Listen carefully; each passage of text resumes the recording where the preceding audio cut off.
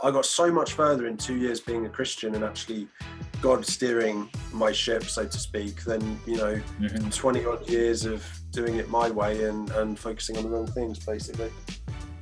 Welcome to the Bible in 1 Year podcast, brought to you by two Brits and aBible. If you like the idea of a casual yet meaningful chat about the Bible with a couple of mates listening, something in here could be good for you, my brother. Today's day 204, covering Proverbs 30 and 31. You need a brief overview of those chapters, they're in the description.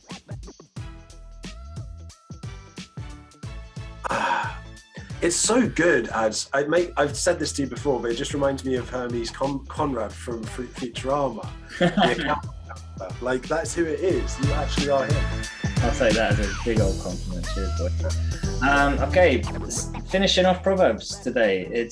We apologise, we said from the start these episodes might run over a little bit just because there's been so much in here. I personally love Proverbs. I know you've sort of grown to love it a lot more since going to in, and we just didn't want to try and cut out some of the good stuff that's in here. So apologies for these slightly longer episodes. Normal service will resume tomorrow with 10 minutes there or thereabouts. But I wanted to start off with Proverbs 30, verse 1. I am weary, God, but I can prevail. And I said, A to the men, brother. I am weary, but I can prevail. You've had a lot on your plate, haven't you, Mr. Peters? Yeah, plus all the family and the kids have been sick this last few days, so that's fun. And the little one turns 2 tomorrow, and it's our anniversary last week. Oh, boy, haven't had a minute's rest, poor laddie. Some people have it way worse than I do, and sorry if I sound like I'm a whiny old bitch. Yeah, no, I mean, it's all relative. Keep going. You got the next one as well. Yeah, look at that. 30 verse 4.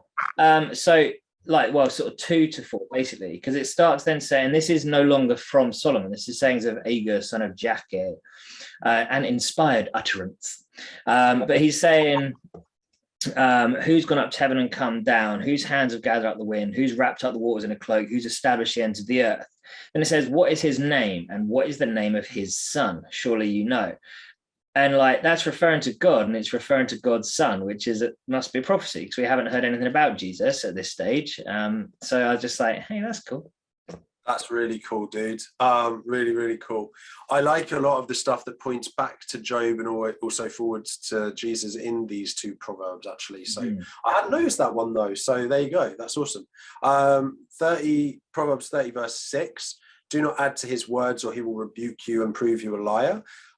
This is something that I feel like I've become a bit more relaxed on lately, and I need to just remind myself of. So we need to be careful of the Bible translations that we read and take in, and just have a bit of discernment there, and also be careful of the people we listen to and how they might paraphrase the Bible. I think I mentioned to you when I was very new to Christianity that a preacher had said, forget the gospel according to Matthew, today is the gospel according to my name, right? And I couldn't go back to that church after he had said that, because I literally was like, no, I'm not going to forget about Matthew, Mark, Luke, and John. I'm not going to care about what you say versus their words. Thanks very much. Careful of, the Bible is already perfect. Yeah. You don't need to add anything to this. Our commentary on this, we always preface by saying, look, we're just a couple of idiots, really. And mostly we're just trying to get you to pick this up and get reading it for yourself and make your own opinions. Yeah. So I think that's a big deal, that verse. Yeah. So. Because even within that exact same point, I think, and I just I should have fact checked it beforehand, I apologize, but there was a lot of backlash against the Message Bible translation, because effectively it was sort of so different to a lot of the translations we're used to. And I think I just Googled it was Eugene Peterson that wrote it.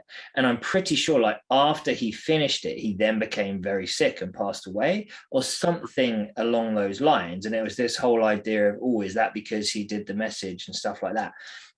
And that's, again, it's above our pay grade. God's the only one that really knows on that front, isn't he? But I personally have found a lot of wisdom in the Message, and I know that it is so much more relevant for younger people to pick that up and understand that. And so I don't see an issue with it. It's just being translated and added to.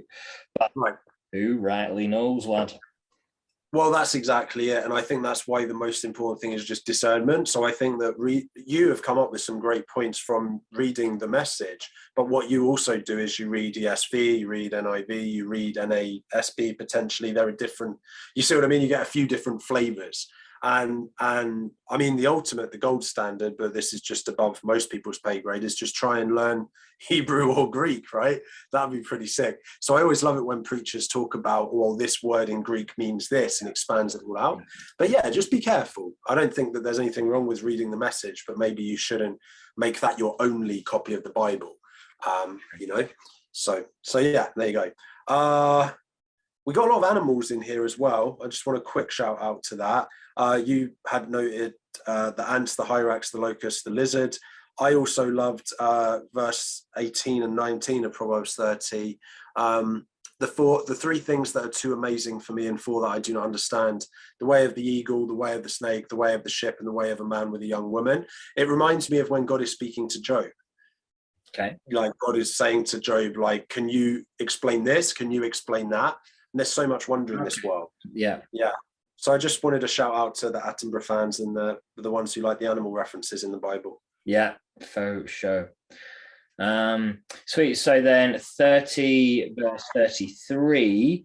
So if it comes out the back of, for as churning cream produces butter and twisting the nose produces blood. Love that. The bit that I actually took out of it was, so stirring up anger produces strife.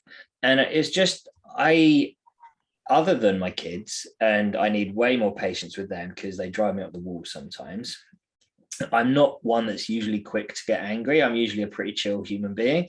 And it's this whole thing though of like, some people just flick a switch and they are just instantly like red mist kind of deal. And it just leads to bad things basically. And it's like, we just need to learn to just let it go and move on. Like, doesn't matter what you think about me or what you think about this, that, or the other, or what you say. I don't care. Like, realistically, sometimes yes. Again, depends who's saying it in the rebuke of a wise person that you're allowed to speak into. Like, my chair's made a wacky ass noise. All that kind of thing. But in general, we just need to learn to let things go a little bit more, I think. 100%. And I think that's the essence of this, right? It's maybe not the first time or the second time or the third time. Just anger and anger and anger and anger churning up creates strife. Yeah, dude, that's awesome. And that's good. Cheers, pal. I can't, anyway, I'd normally be pointing over there. I've really got to sort my camera. Proverbs 31, verses 3 and 4. Do not spend your strength on women. I used to do a lot of that before I was Christian, unfortunately, and it didn't get me anywhere, trust me. And it is not for kings. It is not for kings to drink wine, not for rulers to crave beer. And again, I spent a lot of time on that as well, unfortunately. So women and booze in excess as a big focus is not good. And I got so much further in 2 years being a Christian and actually God steering my ship, so to speak, than, 20 odd years of doing it my way and focusing on the wrong things, basically. Yeah, very true. Our message from this morning at church, we're focusing on the sort of the minor prophets, and we focused on Hosea this morning, and it was touching on the whole, like, the little versus the lot. Like, if you like the little innocent things that actually, like, no, that's fine, like, I can be friends with her, that's not a problem, I can text back and forth, that's no issue, I can have lunch with her, that's fine, that's something we've just done for years. Like, all these things are actually, things change when you get married specifically, that it's like, nah, actually it doesn't have to be a lot that's the issue. The little bit can be just as much the issue, because that's, again, the death and destruction as is sin in the eyes, whatever it was from yesterday, right? It just leads down that same path and just not cool. 100%, man. So same point we have here: charm is deceptive and beauty fleeting, but a woman who fears the Lord is to be praised. And that is so true, because that sort of comes out the back of this whole long list from 31:10 through to 30 of like what a woman or a wife of noble character should be. And actually, when you read through all that, I personally think that's pretty unobtainable, because of the stuff that's in there. Some of it is far more cultural. Some of it obviously would have changed in today's day and age, but there's so much in there that's like, you kidding me? Like, is that attainable? But it's this whole thing of like, charm is deceptive, beauty is fleeting, but a woman who fears the Lord is to be praised. And I kind of wrote in there, like, and it's kind of not quite the same point, but Melody and I, we're just such different people, so different in so many things we do. She just sent me a photo of the cake she just made our 2-year-old for tomorrow. That's fun. But it kind of works because we're so different. And the key is like, it's the fears the Lord part that's to be praised. And I think what I kind of realized is that whilst that list might not necessarily be attainable, if we do the whole don't stir up anger because that leads to strife in our relationship, then that will lead us down the right path. And you couple that with the entire book of Proverbs that we've just gone through.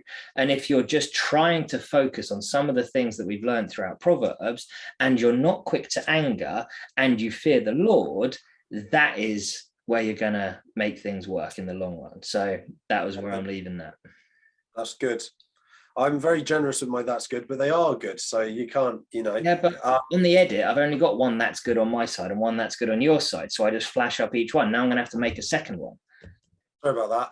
But it was good. So, and you're absolutely right. But I think also, it's cool that I would say our wives have a lot of those features, but I think what's unobtainable is someone who has all of them, right? Because then they're basically, yes. Yeah, like, so yeah, love that. That's more or less, I was going to say something like that, but just like 5 or 10% better than the way you said it. So makes sense. That's the Charlie boy sort of style, isn't it? That is also the salesperson with his ego, isn't it? So exactly. Yeah. No. Well, tomorrow's reading's Ecclesiastes 1, 2, 3, and 4. Funky old book that. Get reading. Yeah, in the meantime, please consider joining us on social media at 2 Brits and aBible and sharing this with as many people as you'd like to help spread the word of God.